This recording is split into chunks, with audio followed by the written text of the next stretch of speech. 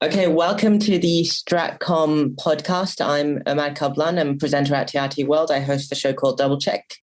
Today, I have Shahed Amanullah with me, who served as his senior advisor at the US Department of State from 2011 to 2014, focusing on global Muslim communities. And he currently serves as a global vice president at the research and consulting firm Frost & Sullivan, and is a managing director at the private equity firm Frost Capital.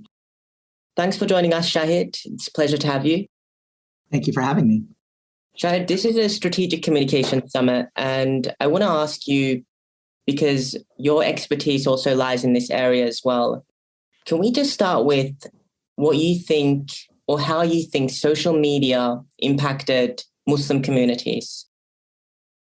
So I think Muslim communities for hundreds of years required or relied on authority figures to help shape Muslim identity in various countries.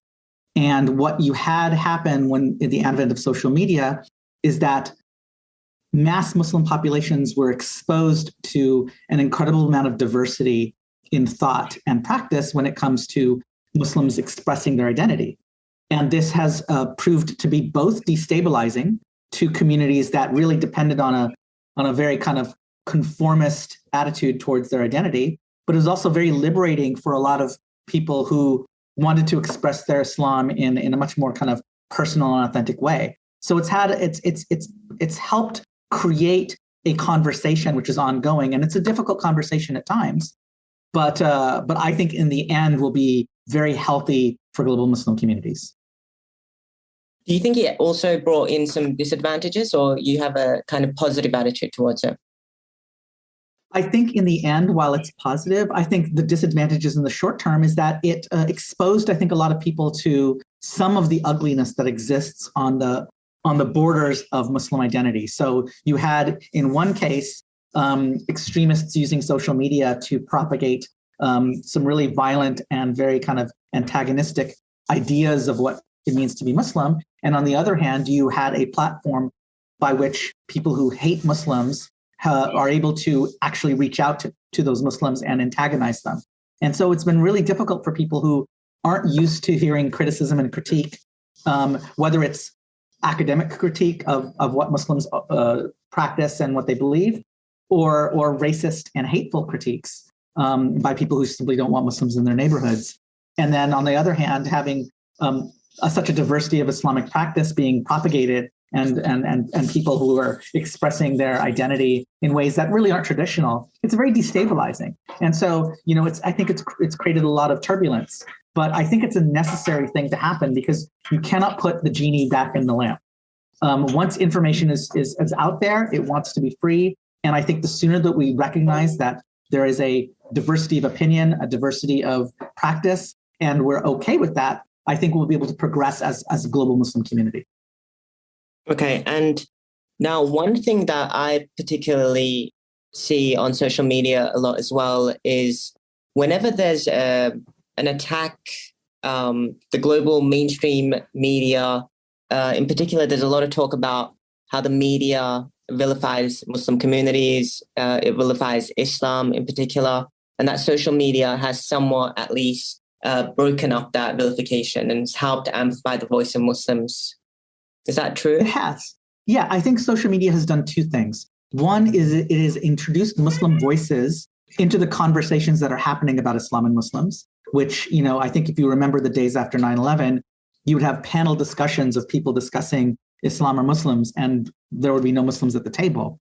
That's not the case anymore, both because social media has forced our voices into that conversation, but also because social media has been an incredible training ground for Muslim journalists and pundits and thinkers to become part of that mainstream conversation. So now in the West, you have Muslim voices who are actually, anchoring newscasts and who are, being featured on TV as part of those conversations. And so now it's a lot rarer for those conversations to happen without Muslims being a part of it. And I think for that, we can really thank social media. And when we talk about communication and communication strategies, we realize that, in the past, it was really difficult to communicate with a larger audience. And these days, it's much easier through these platforms. So do you think the idea of reaching a larger audience is much more beneficial? Because some people say it was better to just, live within your communities. Now that we're all globalized, we're reaching out to everyone, and this has got some setbacks. Which one do you think is better? Well, I think we need both. I think it's important to cultivate intra-Muslim conversations. And for those people who are not comfortable with kind of speaking outside our communities, I think it's been really helpful. But I think that for those Muslims who are very comfortable in engaging with communities of other faiths, I think for them it's been a real godsend. I think to be able to be a part of those larger conversations and to engage, it's a fantastic training ground. I can think of no better way to train people to be communicators than to have them become well-versed in social media. And this is important whether you're speaking to the larger community or even speaking within Muslim communities, because I definitely think even when you look at inside Muslim communities, we have to start cultivating civil discourse. We have to learn how to disagree agreeably within our communities. And I think that's something that we're still working on, but I think it's something we're getting better at as time goes on. And do you think there's a stronger connection now between Muslim communities in different parts of the world? Absolutely. As a matter of fact, what I think you've seen emerge over the last 10 years with the advent of social media is you have an entire generation growing up with their culture primarily defined by online spaces. So there are more similarities between young Muslims on social media, regardless of which country they're in. There's more similarities between those people than those people and other people in the country within which they live.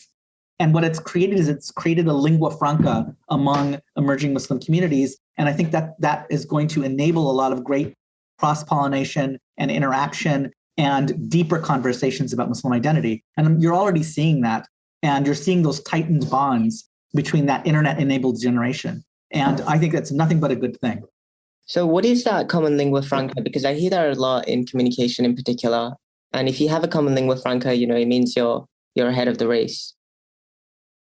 So I don't want people to misunderstand me. I'm not simply talking about, for example, English as a common medium on the internet, although that is a big part of it.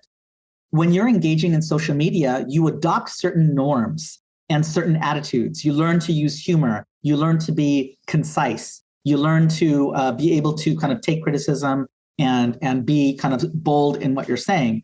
When I say lingua franca, I mean we learn how to use the same communication methodologies that social media enables.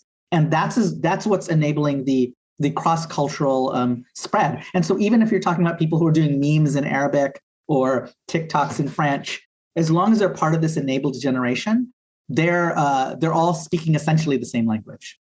Okay. And I guess that is very vital, in particular, not just for Muslim communities, but all communities around the world. So Absolutely. Can you also talk about, most recently, what are some of the most pressing issues for the Muslim communities around the world, and what are the challenges they face? So what we're seeing in the Muslim world right now is a adoption of anti-Muslim sentiment that goes up to the highest levels of various governments around the world. That anti-Muslim hate is being normalized at the same time that allies are coming to our defense. I think that we've seen a polarization over the last few years driven by social media, where people are coming together to be hateful, but also coming back together to be supportive. And I think what that means for Muslims who are engaged in the space is that you cannot leave the social media arena untapped. You have to be there. You have to engage, both to coordinate with our allies, but also to make that stand against people who hate us. And now that is entering the real world in the form of what governments are doing and what some lone actors are doing. Social media is the arena by which we can best push back against that. And Shahed, it's important you say that, because recently I was reading a report in the UK from the Centre for Media Monitoring, and they concluded that from 2018 to 2020, after analysing 48,000 online articles and over 5,000 broadcast news clips that from 34 British media outlets and 38 television channels, that there was a widespread use of anti-Islam and anti-Muslim language. Even in cases where the story wasn't about Muslims, there was anti-Islamic language used. Yes, and I think this is why we can't ignore what's happening in online spaces, because I think the most important thing that we all have to realize is we cannot stop those voices from emerging into online spaces. The internet is a generally free place. And as much as you want to kind of, report to Facebook or other things, these voices are going to get out there. Now, the one thing we have on our side is we have numbers, both in terms of the number of Muslims, but also the number of people who are our allies. And so if we mobilize those people, we can drown out those voices and we can be the dominant conversation in these spaces. And we can push these marginalized, hateful thoughts to the fringe where they belong. And do you think that, even the report I just cited, which is the mainstream media, which reaches quite a large audience, that eventually it would be possible to get rid of anti-Muslim, racist, some of these ideas that exist? Do you think they'll be possible? It's very important that we make the leap from social media conversations to mainstream media conversations, because what I have noticed is that when you have hate emerging in an online conversation or even a mainstream media conversation, the minute you put one Muslim voice in there, it has the effect of neutralizing that. It doesn't take much. Simply your presence can help marginalize it. It's in the absence of Muslims from that arena that these hateful messages thrive. And so my challenge to people is that be in every online space where people are talking about Muslims, be in every mainstream media outlet as a professional journalist, as a professional pundit, so that you can be part of those conversations and some of the more sophisticated purveyors of hate can be sidelined. Absolutely. And alongside that, do you think that physical presence is also needed, within your community, at the rallies, in politics, in, places of power? That physical presence is also needed there as well, right? This is a hand in hand. Both sides need to complement each other. Yes, I think we shouldn't fall into the trap of saying one is better than the other. We need people, whether it's Muslims or our allies, in every single one of these spaces. We need people in the streets. We need people in the government houses. We need people in the NGOs. We need people in the mainstream media outlets. Everywhere there's an opportunity to tell a message, we need to have people physically there. And so that means we have to train people to be journalists. We have to train people to be engaged in government.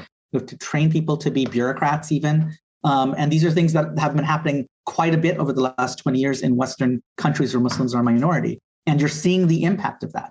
Here in America now, in the Biden administration, you have multiple Muslims in the highest levels of service who are serving the country as a whole. But by being there, they're sending a message that we're part of this community, we're part of society, you can't marginalize us. So when you look forward with the growth of technology, not just social media, how, most recently, of course, we've all seen this kind of metaverse world and so on.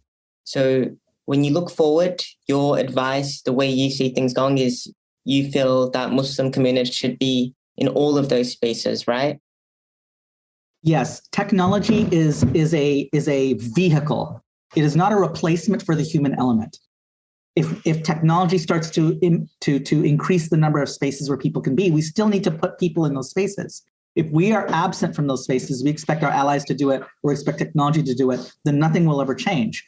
But if we take advantage of every single one of these things, whether it's the metaverse or anything like that, and boldly be in these spaces, then we'll be able to secure a great future for our children and for society as well.